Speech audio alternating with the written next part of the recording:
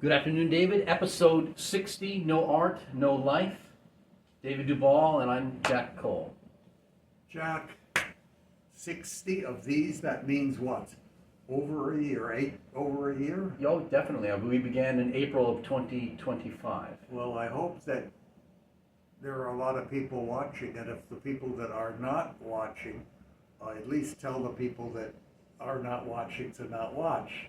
Because obviously, if they don't want to watch, they're going to be losing probably the most important program ever given on the internet. Really, I think so. I appreciate that. Because of you. And my answers, of course, are usually windy and empty and sometimes interesting. And I hope that What makes you say windy and empty? well, depends on the day. You know, I mean, when I listen to myself, sometimes I say, and some people must say, "Oh my God, what is he? Just goes on and on about nothing." I I don't. don't know. Maybe. That never occurred to me, that thought. Well, what thought should we have today? Well, I already have a thought for you, if you're ready. Okay. Oh, okay. I was rereading the preface to Conversations with Menuhin, your book. Oh, is that it? This is not it. And in the preface, you characterize Menuhin as descending in a line, and you give some names that are representative of that line. And all the names in the list are musicians, save for one.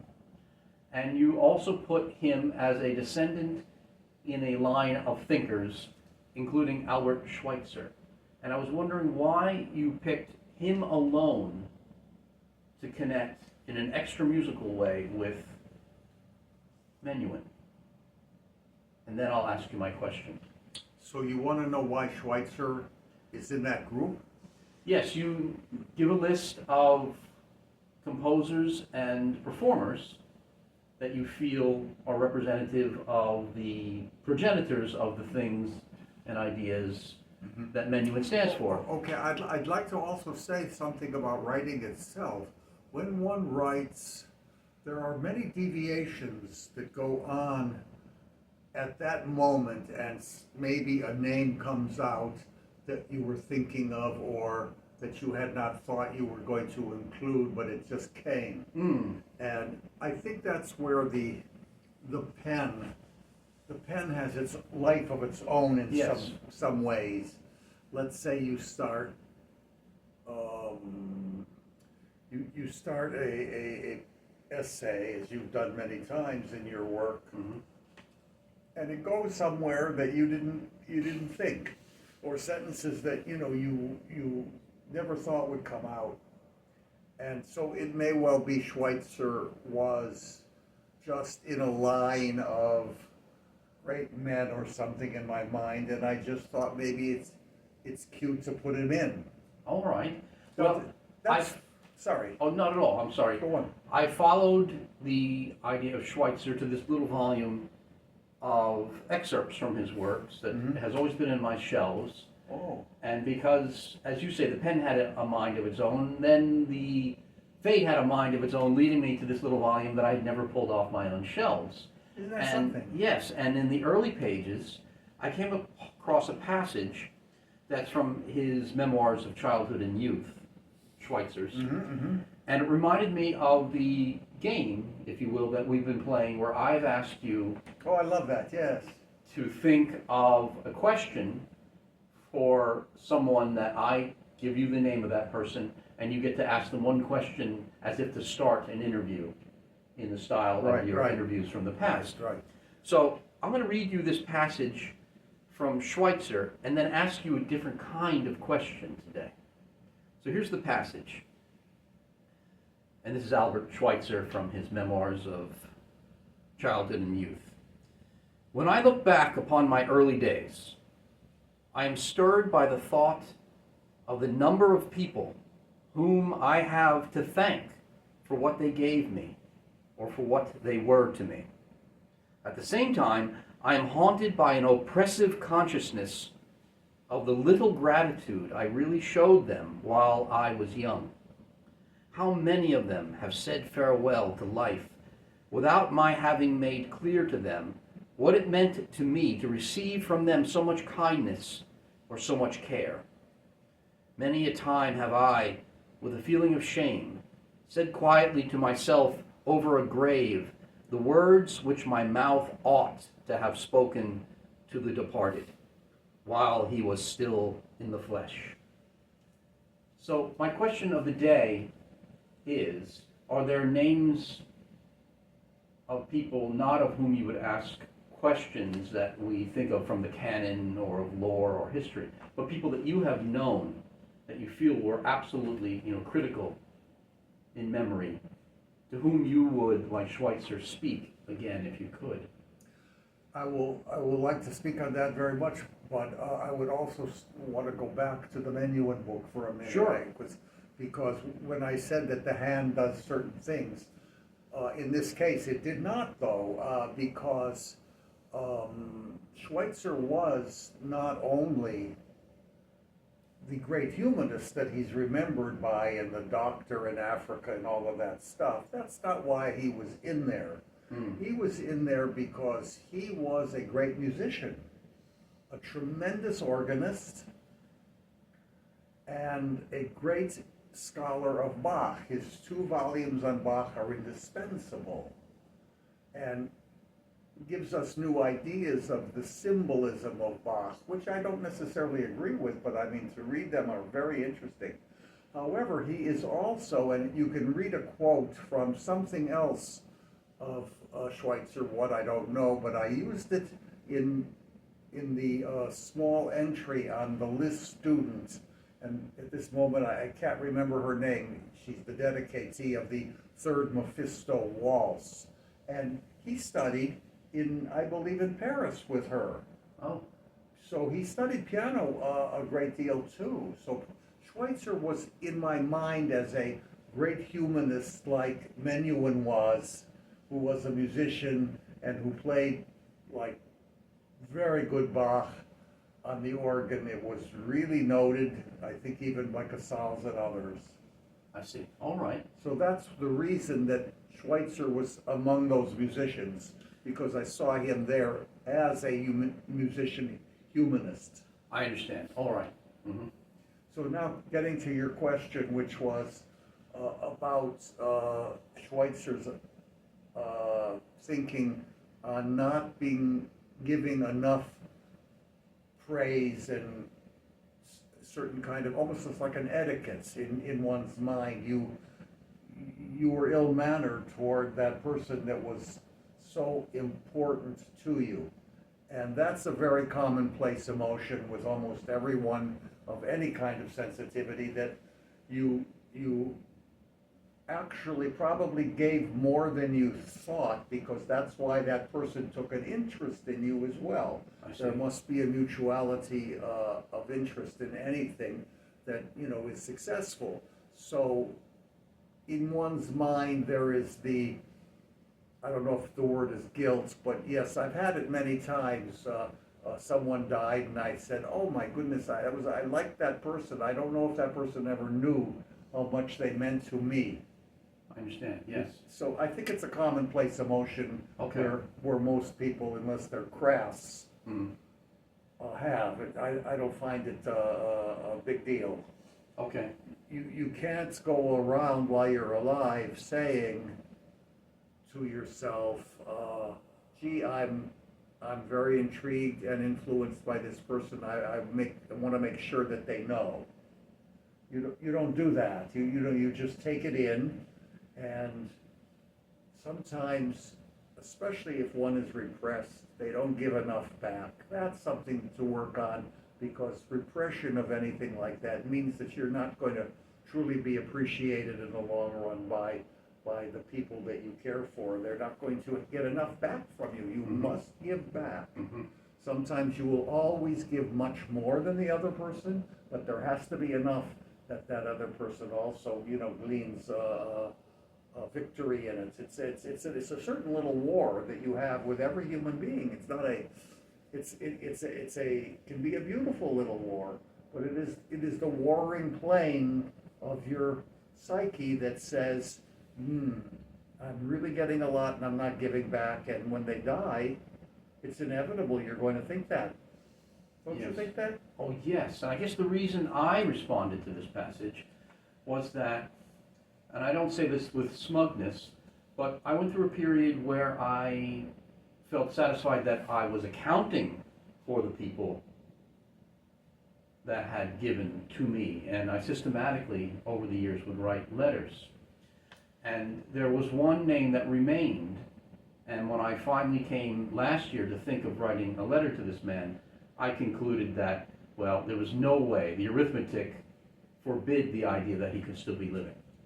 And so I put it aside, and then made that mistake, almost that one does in proofreading. I don't know if you ever do this, where you finally feel that something is done, you send it off, and then for some reason, even though it's out of your hands, I look at it again, and that's when I find a mistake.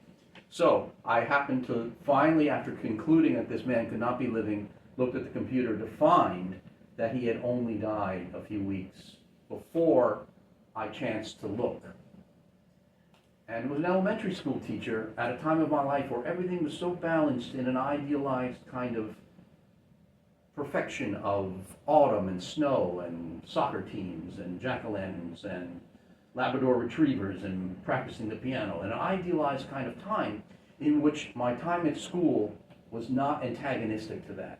It was an equal piece in which, and you always talk about the greatest thing that a teacher can do really is drop moments of encouragement, the small little jewels.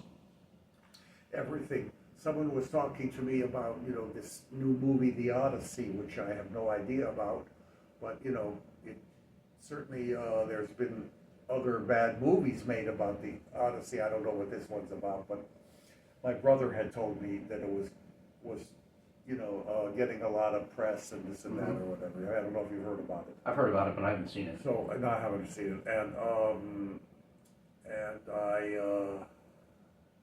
that triggered something more important than the knowledge of this movie, which I may see if someone says it's really worthwhile, or my brother was quite right. If it's good, maybe it will lead the person to actually read The Odyssey. I saw a girl on the subway doing that. Oh, well, maybe that was from the movie. I think it was. I mean, this movie must be having some influence Yes. then. Mhm. Well, we've just hit it on the head, huh? Yes. And you saw the result. Yes, it was clear I'm that, going to tell my brother that because he'll be Yes. happy to hear that one person even. and she was reading it in print. It wasn't on a tablet. Oh God, where is she? Why isn't she here? Why can't we admire her? You see, She slipped off into the crowds. yeah, that's the trouble with the subway. You want to go follow someone sometimes, because they're intriguing. Yes, and one wouldn't want to alarm them, and somehow it's too bad there's not some document you can present of earnestness to say, I'm not here to accost, but to praise. Oh gosh, yes. So, Oh my if I may add, goodness, yes. the teacher that I mentioned who had passed, that I could have reached had I only reached out weeks before, his name was Howard Faulkner.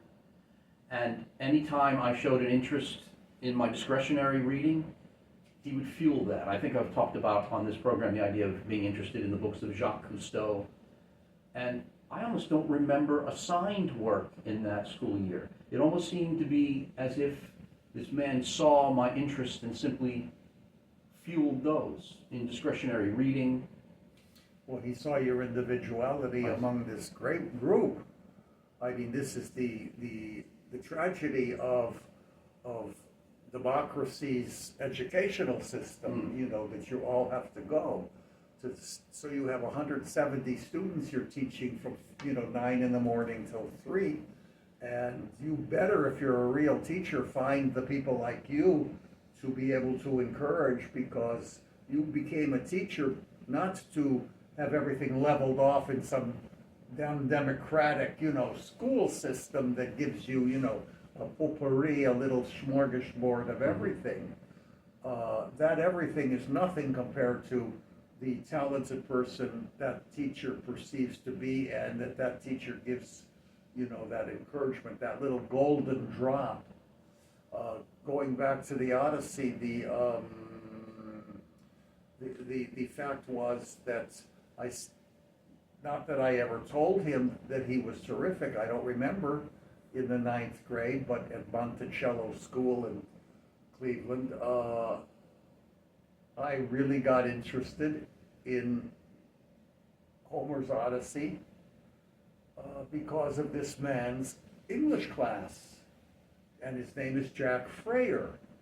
And Jack Freyer was a real teacher, because the rest were absolutely, well, I would put him in teachers, not college, teachers' prison.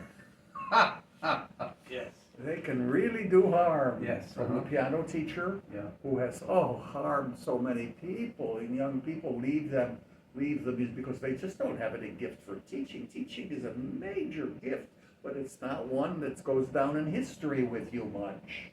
I thought I was a great teacher, but nobody's gonna ever talk about that aspect of my career, if I'm gonna be talked about at all. They'll say he wrote this Horowitz book or something, or Menuhin. And that's fine, because that was part of me, but the 35 years of teaching, or actually beginning at 18 years old, I mean, I couldn't wait to teach someone anything. I would teach them anything, even, if I said that stone is more beautiful than that stone, do you understand that? Yes. That stone is very beautiful. You have to be able to teach someone to see or to look. Now, here we're going back to this idea of a person that dies too early. I hadn't seen for so long this teacher that I give credit to in the preface to my first book, The Selected Paintings and Drawings of David Duval. Yes. Thompson Leonard. And all these years I kept the caricature he did of me in 30 seconds at the piano when I'm 15 years old or so, with this little bit of mustachio that was, I hadn't yet shaved, and it was growing, and it had the eyes, and he had the piano when I was in a tuxedo, and anyone can see it if they buy the book. Yes. Because I finally got it in, right? And I was so pleased. I said, this is the reason I will see Thompson, I talk to Thompson Leonard again somehow. How I never talked to him in all those years, I do not know, because I adored him. Saying, he must have thought of me a few times. Didn't get in touch with me. Takes two to tango, right? And I get it out, and I start calling Kent State where he taught. He died a week before it was published. Oh. A month, a week, whatever. Yes. I never then again saw him since I was 18 years old, when he had wanted me to continue, not in music, but in plastic arts. Yes. Thompson Leonard did more for me without teaching me a thing, because our teachers can't teach anything. They don't try to make a perspective for you or anything. They don't know what they're doing themselves. That's the triumph of abstract art. You just put it on and, let your aesthetic sense tell you if it's good or bad. Could be a monkey doing it, Yes. A monkey has done very good work. But does the monkey achieve it by chance or his own aesthetic judgment? No, it's no aesthetic judgment I don't that we think know so. of. Right. Unless he sees a banana that's more beautiful than another banana and actually realizes it. It's a wonderful thought, isn't it? A monkey on the tree looking at two bananas and saying, I want this one, it's more beautiful. Yes. What do you think, in terms of selective pressures in a Darwinian sense, would cause a species on a planet to suddenly develop an aesthetic sense? Yeah, and it goes way back. It's so far back in the human being. Yes. He didn't talk, he painted, he drew those buffalo, those bison, those things of nature in the cave. They're exquisite. We have to be very careful to preserve them. That's what human beings seem to now do. That's what they are for. We better preserve the panther or the jaguar or the caves. We've done such harm. there's 20 years left of a jaguar, or a cheetah. How many elephants are left? What have we done? What have we done to this planet? It's incalculable, the harm we have done. I don't know how we have stayed the distance, but I know that you have such faith in humanity. I do.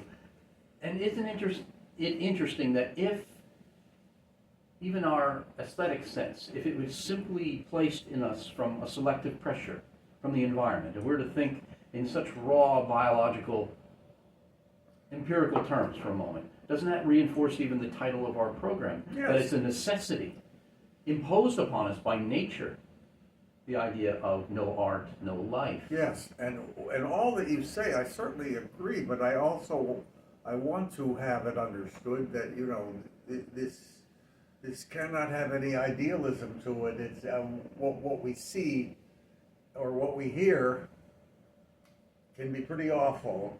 Yesterday I was in a huge market looking, you know, I saw a group of obese, just saying obesity.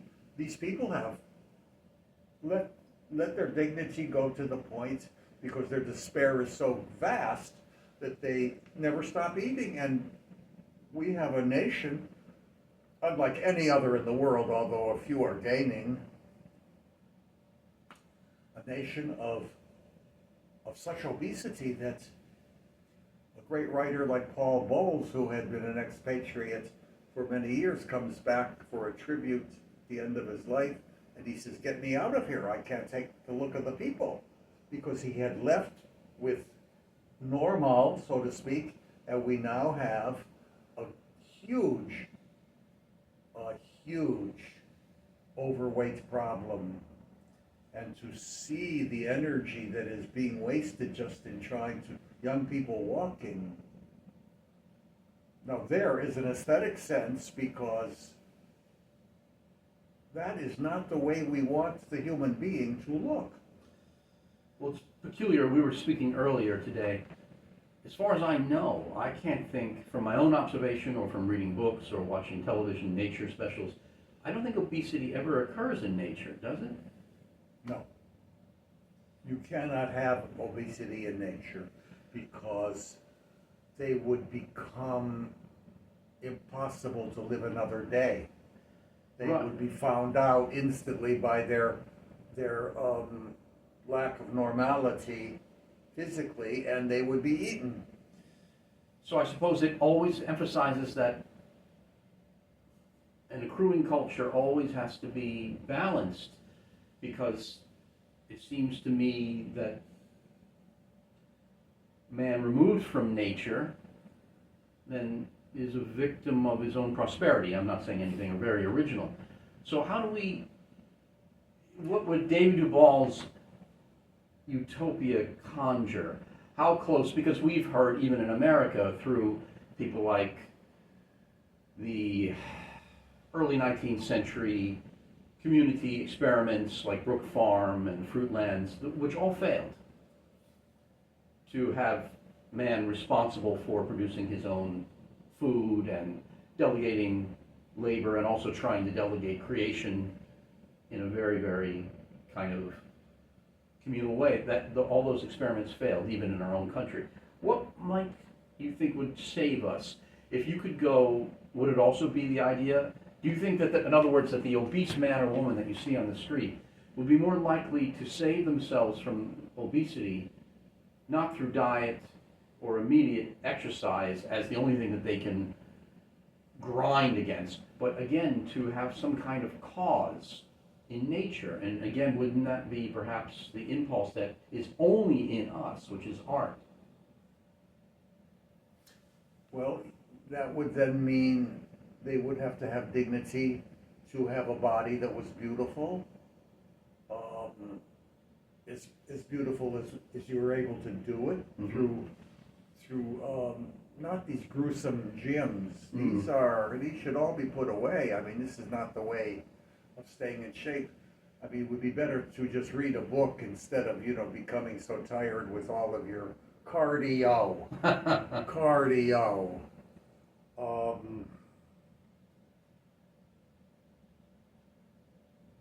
to be a person that looks normal in a world that it's becoming more and more normal to see the new normal, as they call it. I hate that new phrase, but the people now are getting to look more and more normal because we don't see normality any longer. It's just vast. You must look at the dress of all of these people. You see, the slovenliness that obesity brings is also the same thing that makes you wear clothing, which is startling in its ugliness. And so the society has decided for many reasons, to make certain that you are allowed now to wear whatever you want in the great T-shirts, society, where you could actually, say anything you want on the T-shirts. Mm-hmm. You can be bitchy or you can be godly. Yes. So many T-shirts have Jesus on it. We're out of control. You understand that? I know that you love the human race. I'm not talking about that. We're out of control. I understand that. I do. We do not have any reason for life any longer. And that is why we're always warring. I mean, come on now. After the Iraq War, then the Afghanistan fiasco beyond belief. Didn't they know by 1840 the British couldn't do anything there in Afghanistan, and then the Russians leave, and then we come again? Or the French leave, in 1954 from Vietnam, and then we've got to go? I mean, what exactly is this? What is this? Is this a Western concept of colonialism because all of the people in the world need the Western flavor? I don't know. I don't know, but I don't know how a dignified world could be at war in the age of 2025. It just seems very madness to me. Now in Iran, why exactly? Well then, but if they want a nuclear bomb, they could certainly buy it from Kim. But how do we, as you say, if you are shopping and you're appalled by the aesthetic appearance of all the people around you, how do we, if we start from that building block, how does one stop? Because there you're talking about war as well. You're talking about individuals at war with themselves, which seems to me far more obscene. And I don't mean to sound like a monster, but to a degree in my reading, I see somehow, at least in terms of the human animal, even in painting and the notion of struggle, some position in the representation of art in terms of, in the most abstract sense, for war. But if we're talking about the conflict of the tragedy of, because all I know for sure when I get up in the morning, the only thing I really can confirm is my own consciousness. That's what I'm fairly certain is actual. I'm not probably 100% certain of that either, but it seems reasonable. So how do we thin the obese from being at war with itself? How do we restore the notion, especially when the machine seems to be taking all those tasks, the aesthetic away? It's very seductive. I'm now having to exercise my own discipline not to consult artificial intelligence. You don't consult it anymore? I try not to do it at all, because I just feel like it's a slippery slope in which almost I'm deferring. I don't know what it is. Oh, I don't either. Jack, I'm sometimes so sad. I sit and I'm wondering, especially if I just come back and I know that my own body is very tired, and I have just seen people 30 and 40 years younger on canes or walkers even, and I see the extraordinary, crazy look of the human body. It's just outsized. It's how are they going to even get old? And of course, the medical the medical problems are so vast that the hospitals are just filled with obese people, and the drugs and the alcohol. What is wrong? Let's get to try to get to this, to the seed of a world that has no art at all. Nothing, just the corruption of the organizational within a few stars, you know. It's just a game. Okay, we'll have a pianist or another pianist that will make all the money, and you know, they really play fast and loud and so forth. There's no developments. There's no love of beauty. I've not seen anyone, as I have said many times, ever look at the moon, which is so beautiful even over Manhattan. There must be a song, "Moon Over Manhattan," right? I wouldn't doubt. There must be some. And there's a song "Moon Over Miami," isn't there? Yes. All right. Miami was once a marvelous city. Think of it when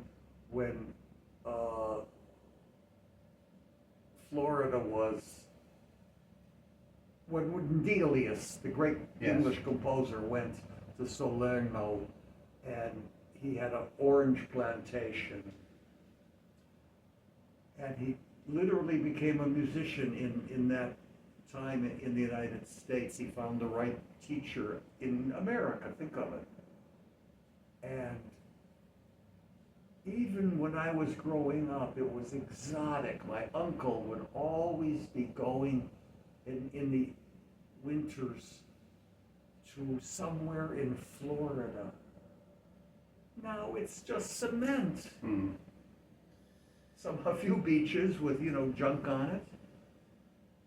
Thousands of people swimming in their, those ugly swimming caps. If I may say, David, if we were to go back to the idea of what saves, I can argue that even the physical demands of art, and let's talk about the art of practicing, I even owe to it, because of its difficulty, saving me physically. And by that, I know when I was in graduate school, I was still under the fantasy that the longer I practiced, the better it would be. Meaning, I just thought, if I could log 8 hours, you know what would be better? 10. And I just thought, you know, how far? And then, of course, in my late 20s, I was still naturally thin. Then one day I looked in the mirror and I wasn't. And so I even owe... Is that the way it was? Oh, yes. Really? And I was just sitting there and thinking, oh, it's 3 o'clock, I better go get a Snickers bar. And all of a sudden, I wasn't the person that I recognized. And so I even owe to the notion of, if we say no art, no life, knowing that that part of the imperative, perhaps even insisted upon by nature, as I say, from selective pressures millions of years ago, that we indulge, or not indulge, but we pursue the representative and the metaphorical, and we put it through the metaphor machine of our mind. And that could also be in the reinterpretive art of the piano, which is a high recent thing in our history. Even the practice of that can become warped if we attend to any one thing in nature too much. So I owe even my own physical career in terms of running and calisthenics to counterbalancing the warping of too much practicing. So no, art always saves in a strange way, even when, I don't mean that it's abused, but when, because I wasn't using it as a refuge. I was never a person turning to the piano because I felt that I felt socially awkward or needed it just as a crutch because I didn't fit in anywhere else. I was consumed by it. I loved it. How wonderful to be consumed by the piano.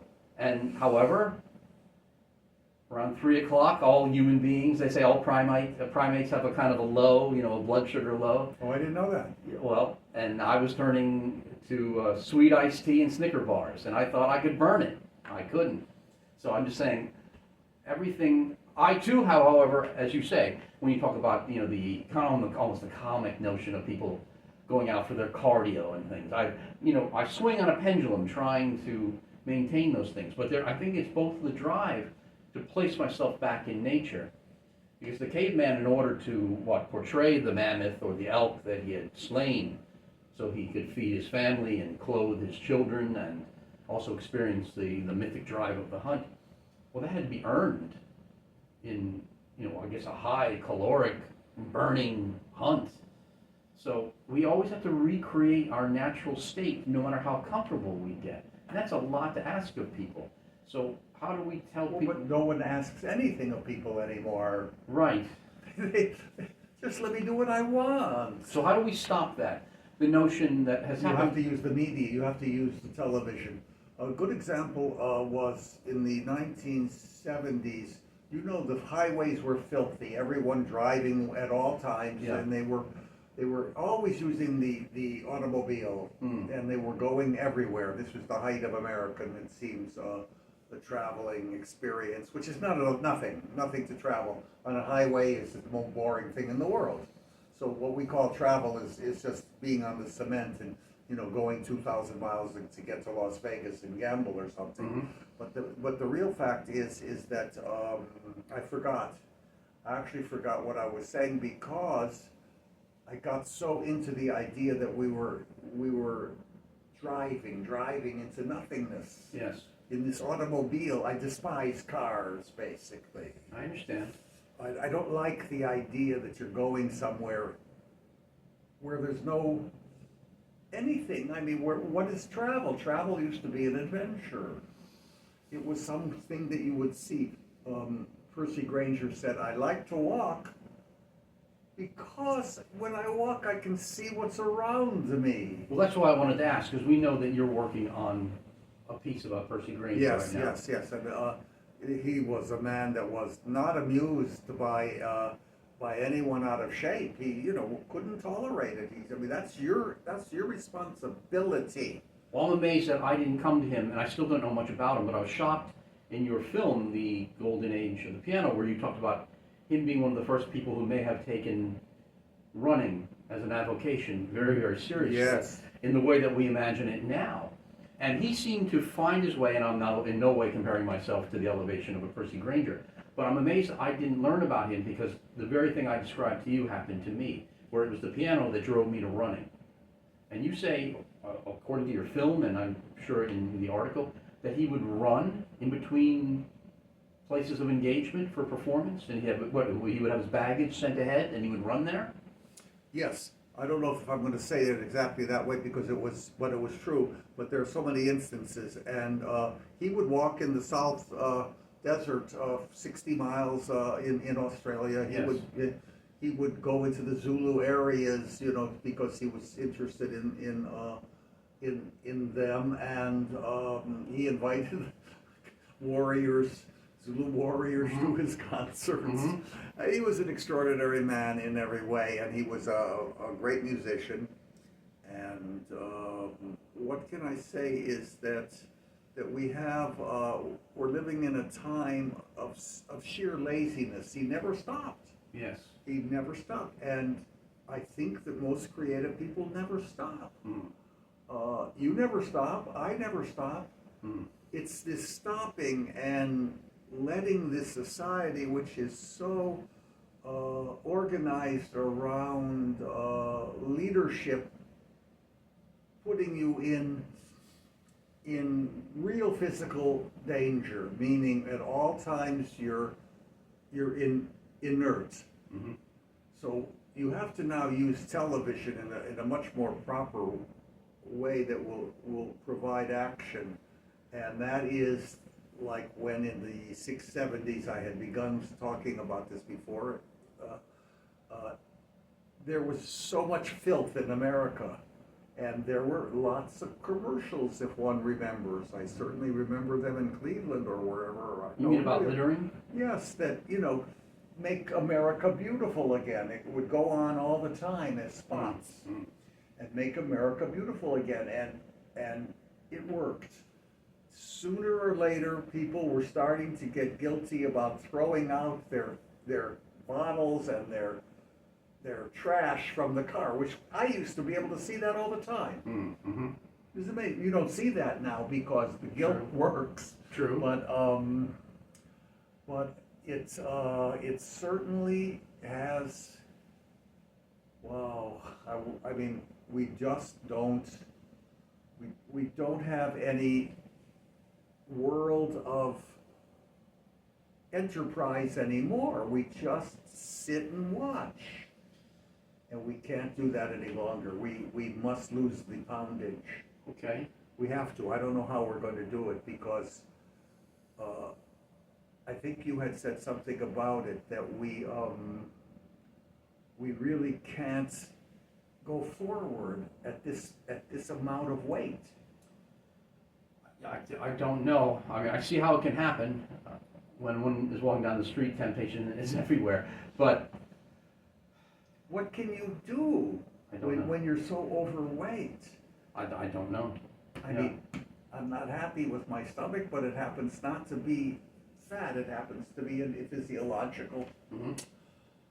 But one has to watch their weight because there's nothing good to eat in this society. It's all caloric. Well, again, I think maybe the problem is that we have choices, and we can choose the poor choice.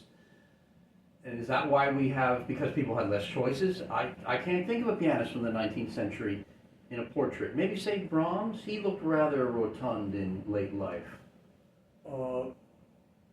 Yeah, up to a point. He had the big belly a little, but Mhm. no, he wasn't. I don't know. I just don't know. In every category of life, there's certainly Gisa King or was a big man, full of weight, and I just don't know. I can't picture Leonardo or Michelangelo or Picasso as fatties. No, in fact, why don't we take a moment and think about that? Who are people from the canon that we feel are indisputably people that we admire, who may, in our memory, also be connected with obesity? I'm trying to think of. Well, okay, let's go. We talked about Percy Granger. I mean, He was super slender. he was super splendid at all times. Yeah. He worked at it. Mm-hmm. Franz Liszt was never fat. He was a gorgeous man, a box office idol. He always looks, really slender and even gaunt sometimes. Oh yes, Yeah. very gaunt. Picasso was certainly never fat. Mm-hmm. Voltaire was never fat. Rousseau was never fat. Beethoven was never fat. Well, doesn't this give you the key that we cannot have the kind of energy for creation if we're obese or even overweight? There are many people that say even 2 or 3 pounds, boxers, Mm-hmm. if they're 2 or 3 pounds overweight, they can't fight well. That's interesting. And if we go back to the idea of the sweet science, could there be a deep metaphorical lesson there that weight classes mean so much in boxing? That it's going back to that notion that if natural imperatives in terms of Darwinian selective pressures also pressurized us to serve the aesthetic and the artful and the metaphorical, if that is as a great an imperative as survival, and we don't know why that pressure came, certainly I don't think came from the threat of the leopard leaping down off the tree. We don't know what would cause that on the savannah to create the super ape, the angel that's inside of this shape. But is that a vestigial thing in referencing the sweet science, that we know that if we're going to serve anything metaphorically or anything artful, which is the highest imperative, it's also going to make sure that we still are of a shape that would be suitable on the savannah. Hence, only the lightweight can go up against the lightweight, and only the middleweight can go up against the middleweight. It's so honed, and I'm always fascinated by your interest in it, because it would seem also to be of a culture that seems to have a coarseness to it, at least to my superficial first impression. I've learned over time how it has a cultural meaning, especially the past fighters. Could that be part of it? I think so. Okay. I think things have many parts to them. it's almost as if, you know, you're looking in one of those things. You remember those things you looked and you saw those little glass shapes taking Yes, place? a kaleidoscope. Yes, and these kaleidoscopes are what we are, and I think we have to think on a more kaleidoscopic level Mm. than, you know, one way, three ways, seven ways. The savannah to our civilization has many links that we have to study, Mm. and we don't study them enough. The boxer, that weight division means a great deal. Yes.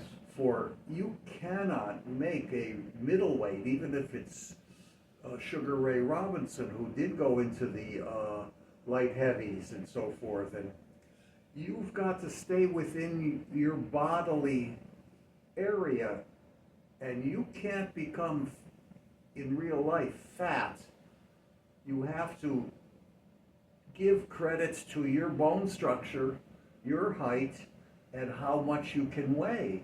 Mhm. If you weigh even 2 pounds more, I think a sensitive person will feel it. And David, I think that's why any thinking, sensitive human being finds artificial intelligence so suspicious. Because it's not going to have the obligation to maintain its optimum place for whatever its God or chance given shape is, according to a selective pressure from a natural setting. We're just creating this thing that floats in an ether, that has no moral obligation, no sense to itself, doesn't even know what it is to have to work against its own bad tendencies to indulge, so that if it was meant to be a featherweight, so that it doesn't become a heavyweight, though only by the chance of eating too many Snickers bars and not being a great fighter. I think that's at play too. I don't trust the thing that's disembodied. We all want to think maybe that we become an angel when we close our eyes from the last moment, but isn't it interesting that there's something so suspicious about something that can give an edict and yet not have to be accountable to anything of the three-dimensional world? Doesn't answer to gravity. I want to cry. When you have said where we're going, I want to cry. Mm. Because you have hit on the nose, in my opinion, the horror of what we're about to become, even though it's so seductive. Mm. I just think that it will strangle all initiative. Mm-hmm. There should never be an artificial, is that what it's called, artificial intelligence? Yes.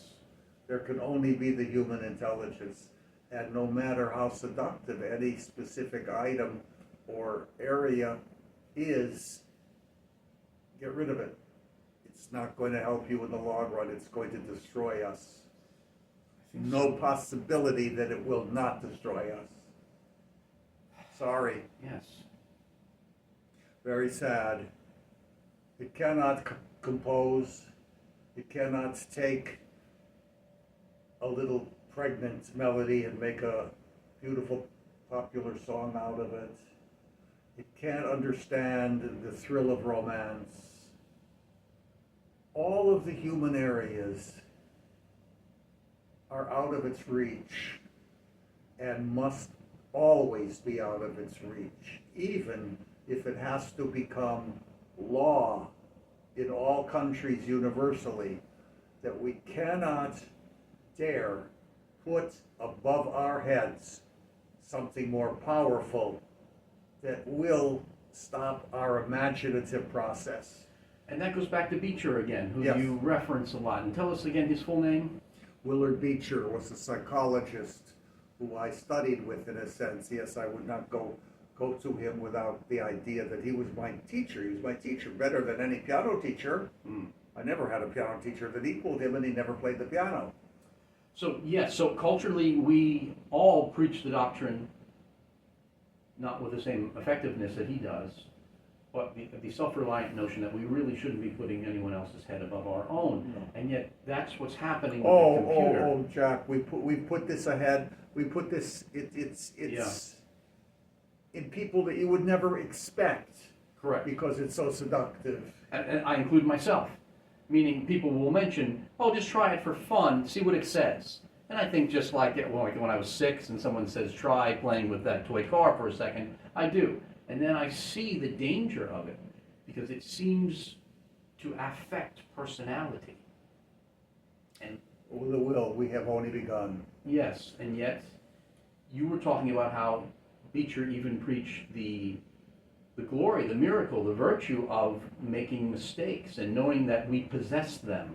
And then hence we can metaphorically interpret them and hence, well, fuel art. It's your mistake, he would say, honor it. Yes. Which, in a way, I don't mean that we absolve ourselves from crime. Oh, it But- doesn't mean that, no. But what he means that is, if within reason, nothing then is a mistake if we can metaphorically interpret it back into the ever accruing cause of trying to ascend in terms of the spirit. Yes, this, what are they called, these things that we? The AI. It's or the AI. I mean, I hate alphabetical abbreviations of anything. Horrible. Yes, and I You think can't that's, even use your brain to say what is it? Artificial intelligence. well, I think that's, If it is artificial, you don't want it. well, right, and think of how we've all turned in the last 50 years to, everyone desperately goes to a farmer's market and wants to claim that the green pepper that they get has not in any way been treated with pesticides or anything artificial.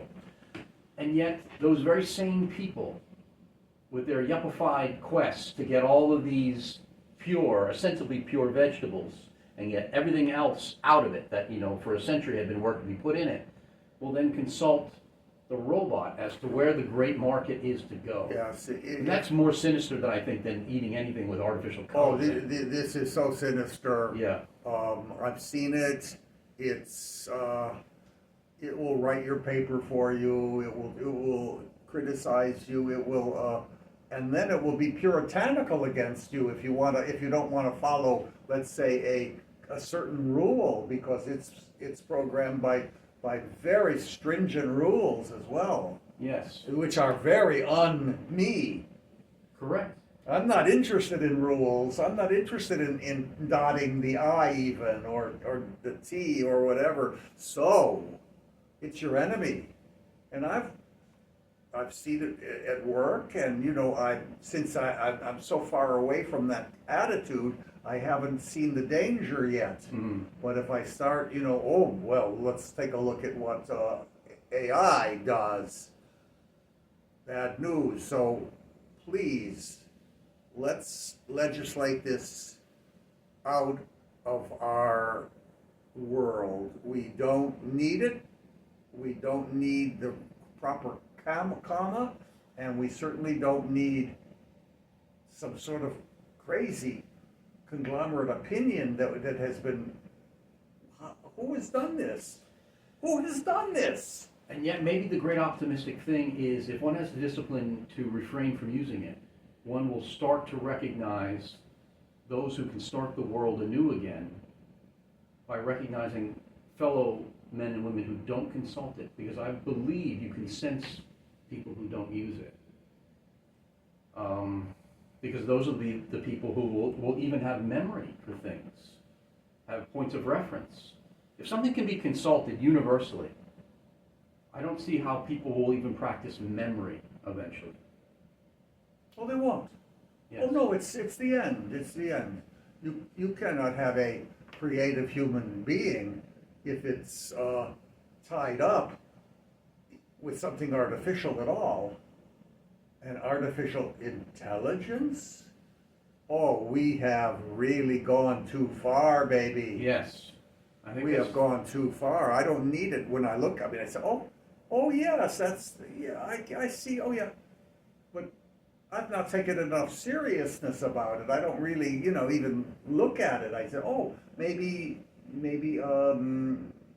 artificial intelligence may be good, but no, oh no, it's not. It's not. And in fact, Bad news. if we recall where we began today with the Schweitzer passage from his memoir of youth and childhood, and posing the question of regretting those to whom we wish we could speak, but however they've passed. I believe what the artificial intelligence will inspire in the remaining sensitive people is the hope that they don't have the regret of standing over their own graves and wishing it was to themselves that they had thanked themselves for the self-reliant notion of, again, even mistakes, metaphorical impulses that only come about from our own limitations or illnesses or frailties. So, Oh, it's so scary, Jack. It's so scary. We're moving into everything that I have ever felt horrible about. The idea of artificial anything. I remember thinking of like a candied cherry, and I went, oh my God, the cherry must be very unhappy to have all of this junk over it. yes. Artificial anything is not funny to me, but we are now in a deep, deep trouble with this. I don't even know what it is. I don't get it. What is? Is there some horrifying devil out there doing this to us? I mean, who would want it? Don't we want our mistakes and treasure them? I don't care what it does. I agree. It doesn't mean a thing to me. So because it doesn't mean a thing to me, I'm not, when I'm confronted with it at all, scared of it. I would even say, oh, well, let's take a look at artificial intelligence. But whenever I say that, and I do go look at it occasionally, I would say, who needs it? Well, My father used to say about this or that, and I Yeah. loved it. Who needs it? And we don't need it, baby. Well, I guess the terror of it is that when anything powerful is created, even like a bomb, the man who does it, the nights, the lucubrating evenings where he's working over his graphs and things, however destructive the result is, there's a creative act in working in the might of the mind, but it's only that person who gains from it, and then the product, of course, ruins those who ingest it. And I think this is simply like a much more sinister bomb, because it goes off. Oh, this is so sinister. It's Yeah. a daily occurrence and curtailing of anyone's individual creativity. Yes. Creativity has to have mistakes. Leonardo had thousands of mistakes, and he had to think about those mistakes, because it's from mistakes that great art. Never mechanics. These are mechanics. Never are mechanics of importance. Right. Isn't it Godowski who, when he took some students to a recital, who his students chuckling at some great performer's errors, and then Godowski, and you probably be able to tell me which performance this was, reproached his students and said, if only you could make such mistakes. Yes, I think it was Levine was one of them, and Busoni. I'm not sure who. Okay. But yeah, I wish I could make such mistakes. Yes. Well, we've come to the point in performing on the piano or any other instrument, especially the piano, because it's the big compass, the 7 3rd octaves. We just want to hit every note. That's all that counts. People don't understand that most notes that are wrong, they don't even hear them. Yes. The pedal has obliterated it, or something else, or the movement of the music, because once you start thinking of an individual wrong note, you're going to not only hit it, but it's going to be an ugly one. Yes. And I don't know about you, David. I have fondness, maybe not fondness, but greater memory of times of significant wrong notes, because they characterize a performance. Of course, when I start practicing, I too have this kind of strange fantasy that, wow, I'll get it to a technical level that I can command it, and then there'll be some kind of plateau where 99% of the time I can execute the thing exactly as the text says. But I have a fondness because of the color. You say Liszt liked to play on pianos that were out of tune. And I have a fondness for certain particular wrong notes that will make me remember certain recitals that otherwise would be forgotten. And you're right, I don't know if anyone else heard them. Oh, they're never talked about and they're not heard. No. People don't know enough about even a specific work to know if it's a right note or Right.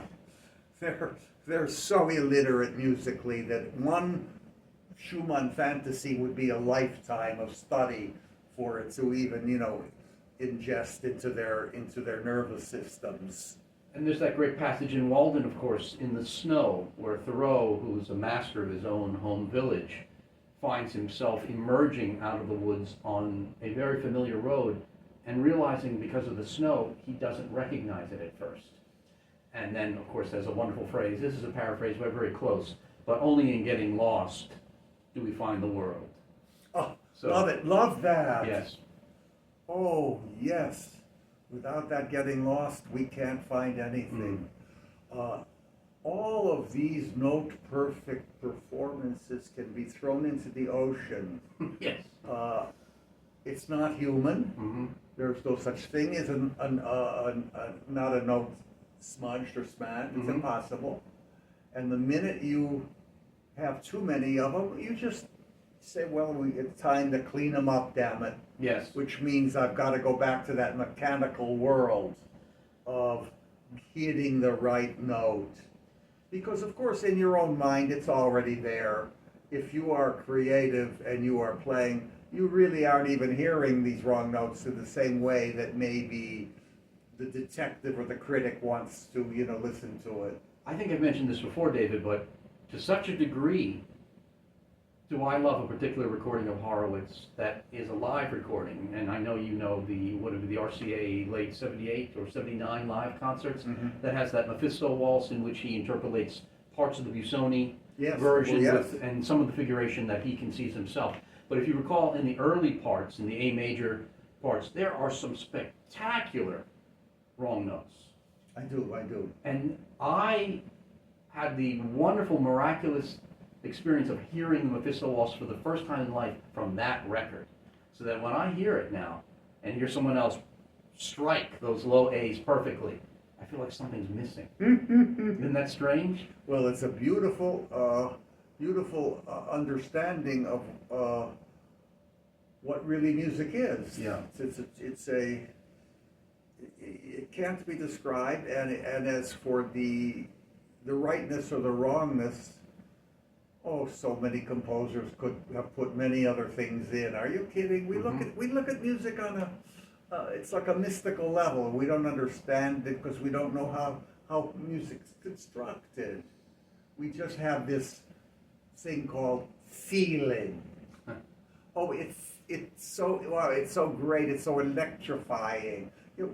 That's all nice. That's good. That's super surface. But underneath is a great structure that seeps into the performer. If the performer, you don't have to know what chords they are. Oh, that's a 6/4 chord. Oh my God, what does that mean? It's ridiculous. I've It's gone for through pedants. that, For pedants. and it doesn't help my memory. I Never, find. never. Yes, and I'll still get seduced into doing that sometimes, and yet it doesn't answer the question. Yeah, and no artificial intelligence because it's going to take over music performance inevitably. There's not going to be anyone practicing any longer. Why should there be not a robot playing the Mephisto Waltz perfectly? Yes. Even with all the feeling that Capel or Horowitz has, Yes. they will extract it somehow by some horrifying means. I don't know. Mm-hmm. But get rid of it now. But Yeah. if you don't get rid of it now, I'm telling you, make sure that that's your chief legislation in Congress. Get rid of artificial intelligence today. We must go back to mistakes, to smudges, to wrong notes, to paintings that failed. That is, to all the mistakes that the human being is prone to, that he can learn from or that he can love.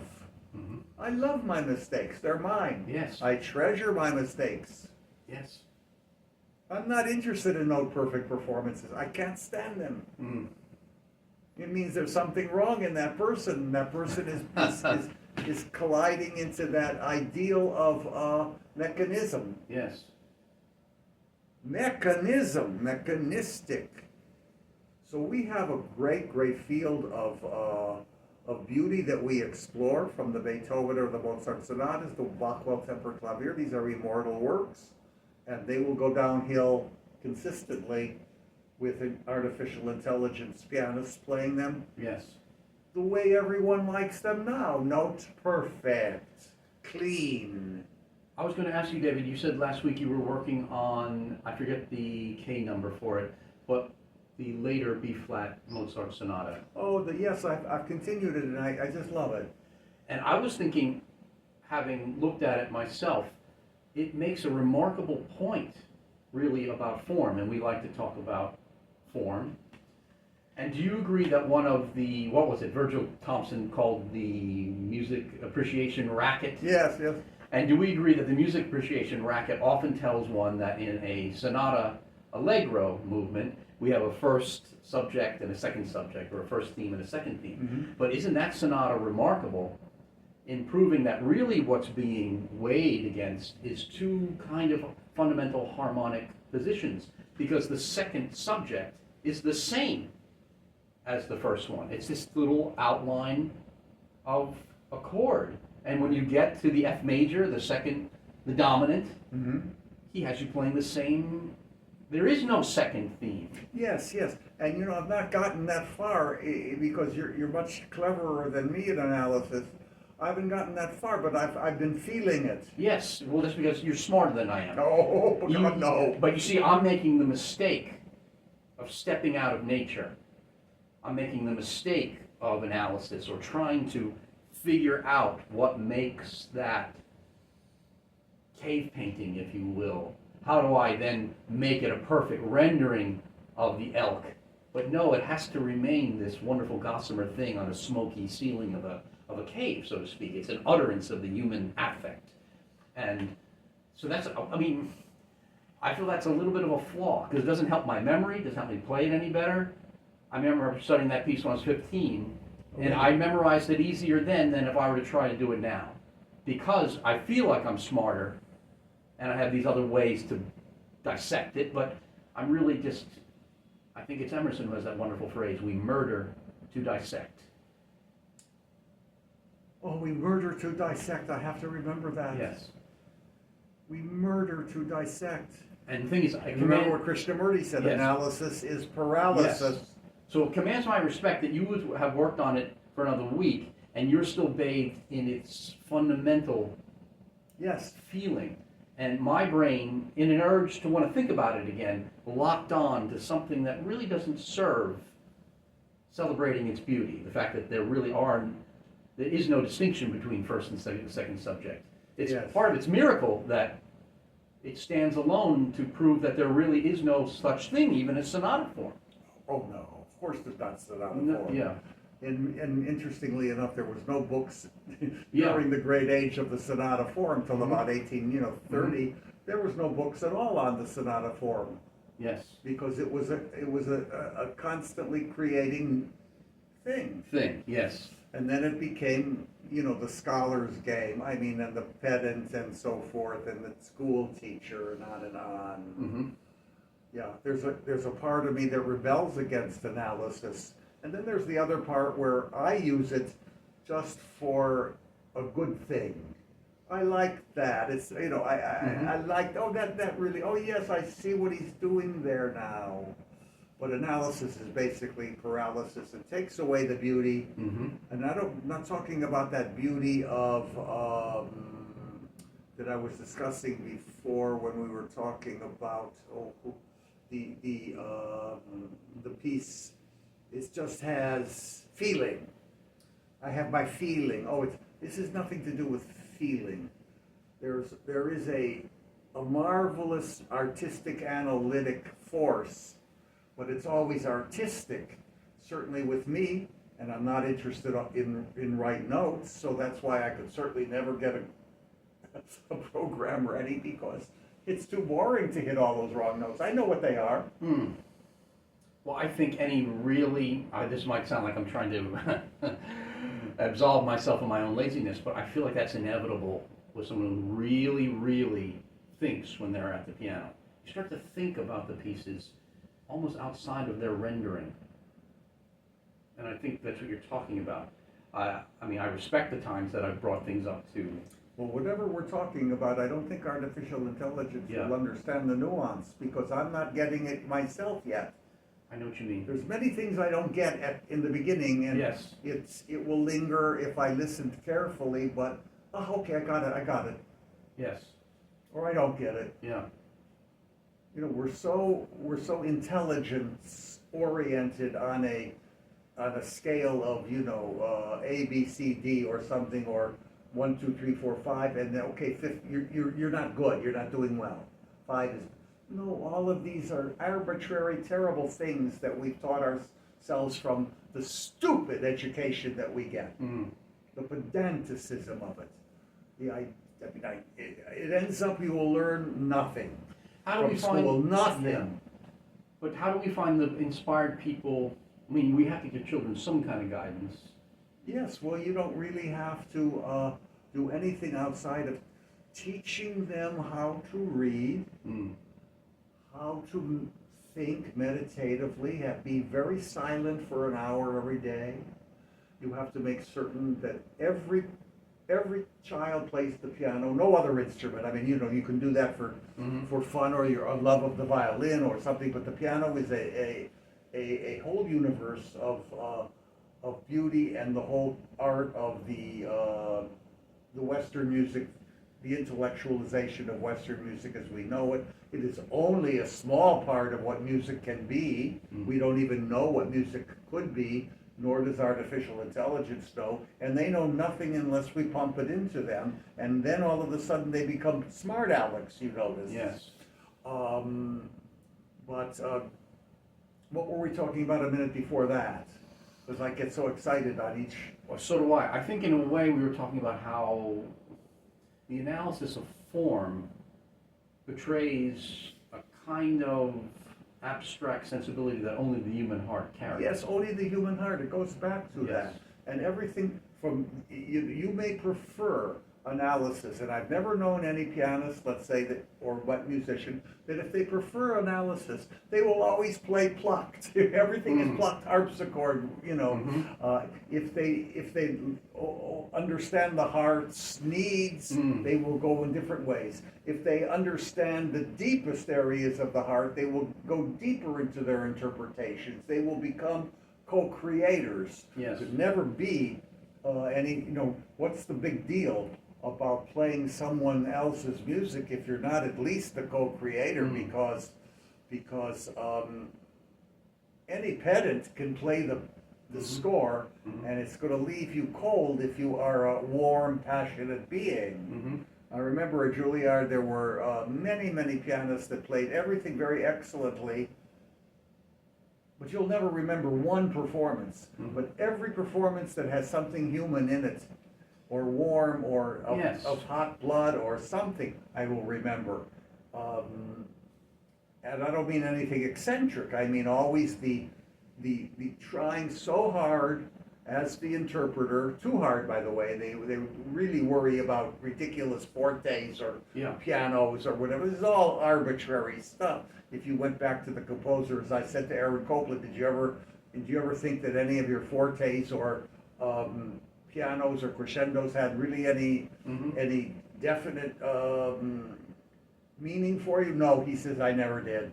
I believe that. You know, because it's always going to come out differently. Yes. That's what's so great about musical performance. Its individuality is only in the idea that it's going to be very different, that it has enough areas to be different. But other than that, I mean, it's a minor thing compared to the composing of it. I agree, and you know what has taught me that, David, is writing. Because I have found that I have started from rereading to know the works of others way more than anything I've ever written. Even things that I've done recently, I couldn't tell you what the first sentence is. I know what it is, and I feel it was competent and I was careful, but I can't really tell you what the exact first sentence is, just like you say a Copland wouldn't say that, you know, a given forte or sforzando was absolutely imperative. It's just, Yes. as Cortot said, those things are for people without imagination. Okay. I mean, really, the pedanticism of the performing artist is absolutely incredible, and the ridiculousness of the majority of the hundreds of thousands of piano teachers or violin teachers worldwide giving the same lesson that's been given day in and day out over the millennia. Yes. Gosh, do it on your own if you want. Agreed. Don't, and certainly you don't, after a few lessons of notation and so forth, get a little advice here from somebody. Don't take it even that seriously. Get yourself into the drama of learning something yourself. It's a great drama. Yes. No one else is in it. I can't stand the idea of teachers, even though when I think of the way I teach, I say, hey, in the way things stand, I am doing a good job for them because I'm trying to open up their creative mind. But basically speaking, almost all education, unless it's self-education from a person that has a high-level possibility, is just ridiculous. Now, you don't have to be educated. Well, you don't have to go. Why should you have to go to school? Because the law says so. That doesn't mean you're going to be a great man or a great artist. Just have a nice life, Make sure that the society doesn't destroy you too quickly. But they will try. The society will try to stop you. Be it the institution who says, no, you have to play it this way, or the scientific institution who says, there's no such thing anymore as individual geniuses. Well, they're right. They have quelled them. Where have we heard this phrase? Oh, I don't know. I'm just making it up. I'm just saying okay. that in the world of science, you don't have anything of individual genius. You're not having a Leonardo that's a great scientist. You're not having Einstein. He didn't need any schools. He taught and, meant nothing. We didn't give anyone anything particularly. He was a great thinker. Now, did he think correctly? In 100 years, they'll say, he's part of that continuum or something like that. But what that man was much less than we have now given him credit. I believe. You mean, much less? Much less. Yes, I Very understand. small, very little thing. Yeah. The artist is your only view into the greatness of Of the cosmos. Even of Yeah. humanity's possibilities. And humanity is destroying itself every day and getting itself into a lower form, a lower order of life. It just will not take the what do you call it, the superficial junk culture from food with the obesity to the bad music. It cannot be ever overestimated or underestimated. However, to tell you what this junk music has done to the musical sensibility, and not that great music is trying to survive because it's so complex. It's trying to survive because there's not enough people that can actually have the sensibility to love it. Yes. There's no way of not loving Beethoven or Liszt or Chopin. I mean, if you don't, there's something deeply wrong with your mechanism. Yes. So get with it, because the more you listen to this junk, I don't think I've ever spent 5 hours in my life listening to anything but good. Well, Yes. how could I stand anything bad? I can't. Now, should I become a prophet and ask you all to tell everyone in the world to listen to me? Especially if they think I'm insane? Because everyone thinks that, this rock and roll is good stuff. Do you think they do, or do you think I don't know. everyone is just afraid not to seem, and of course the greatest sin in America is not to seem cool.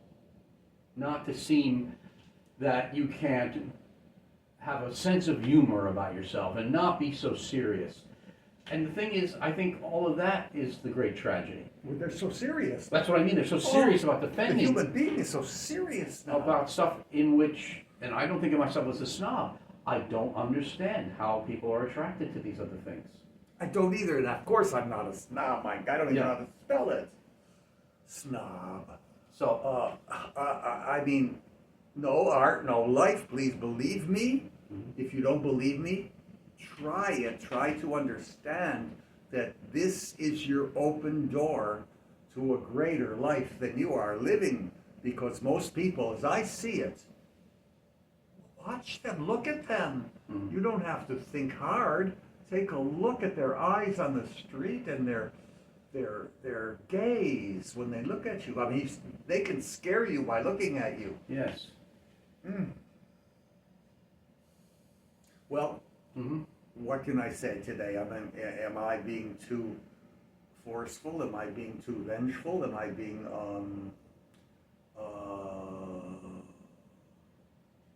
what can I say? I don't know what people are after any longer. What do they want to eat even? I understand. What are these comic books all the time that adults read now? If they can read. Right. There will be a time soon there will be no reading. Correct. There will be a time where there will be no piano playing. It will all be done by some machine. There will be a time where there will be no love making, and that's coming soon. The sexes are not doing well together, and we're trying to discover new ways of genderism and aspects of life which are not going to be very fulfilling once they are achieved as you break your spurs, so to speak, in the new way of sexuality, let's say. Yes. So, what can I say? How shall we end today? It's been a I good- would say that I'm going to speak in defense of your self-characterization of your speaking today.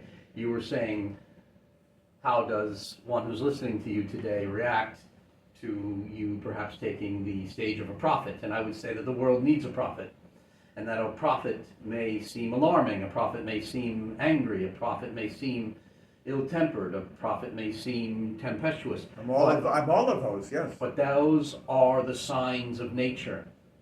You had said about a week or two ago, perhaps one of the tragedies for the Southern writer was air conditioning, because then what has been taken away? We never wrote again. Right. One of the great factors of the characterization of the region of the writer is effaced in a uniformity from a machine. So all of the things that we described from the prophet, the storm, the discombobulating force, well, those are all signs of nature coming forth from a speaking man. We need even the threatening, and that's what a prophet is. Every day you try to play that piece, Yes. you know that here we are doing something that has life in it. Yes. And it's big time. Mm.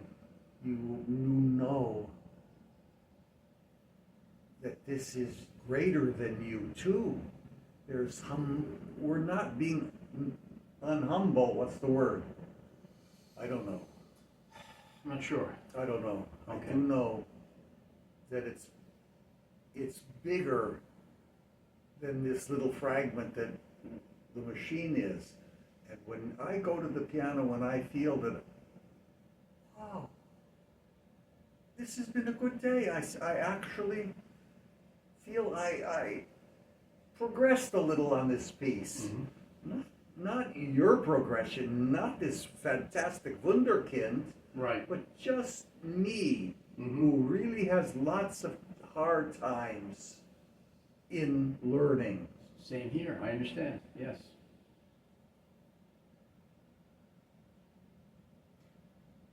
Today I'm really off the machine, and especially you got me off of it when we were talking about how this artificial intelligence, and you yourself, who are a mild-mannered man in talking about it. I used to scream. Now I just say, well, what is it going to say to me? And yet I still realize I use it so little. I use it to see how wrong they will be. Yes. And they really will. Yes. They're not going to hear and feel the nuance I do. Right, because it's compelled to give a collective answer. Ooh, the collective. Oh, you just hit the word I hate so. I don't want Yes. anything collective ever. Yes. I only want the individual, and I only want a society that respects everything artistic, not mechanistic. Yes. And on that note, Mm. pompous or not, All right, David, we've coursed through episode 60. look at me. Yes. I'm so pleased. Okay, good. And give us a little laugh. We don't want seriousness. I agree. It's destroying us too. Mm-hmm. We're trying hard with the 40 people that will listen. Yes. To have a nice afternoon, Okay. day, or whatever you listen. Yes. But do listen, and have your mother listen. Have your mother and dad listen, because most likely they're closed off into a very dark closet already. Have your mom and dad listen. Okay. Ask them what they think of David Duvall and Jack Cole. All right. No art, no life. David Duvall, Mhm. thank you for listening. Jack Cole, and I thank you too. So, David, until next time. Okay. Bravo.